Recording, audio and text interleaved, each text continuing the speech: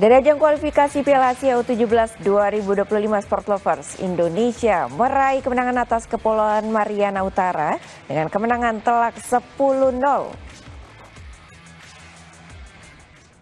Bertanding di Abdullah Khalifa Al Sabah Stadium Jumat malam, Garuda Muda melakoni laga kedua menghadapi Kepulauan Mariana Utara.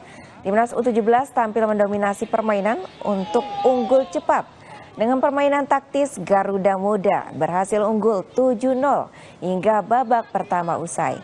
Terdapat 4 pemain yang berkontribusi mencetak gol, masing-masing yaitu Zahabi Goli 2 gol, Aldian Syatair 2 gol, Evandra Florasta 1 gol, serta Komang Gelgel 2 gol. Di paruh kedua dominasi Garuda Muda kembali berlanjut, Indonesia berhasil menambah 3 gol yang masing-masing disumbangkan oleh Ida Bagus, Daniel Afrido, dan Fadli Alberto.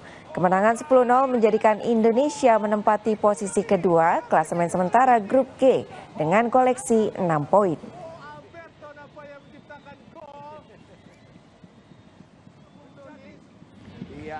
Usai jeda, legenda sepak bola nasional Surabaya Rudy William Kelces yang meninggal dunia Rabu kemarin dimakamkan pada hari Jumat. Tetaplah bersama kami Sport Lovers.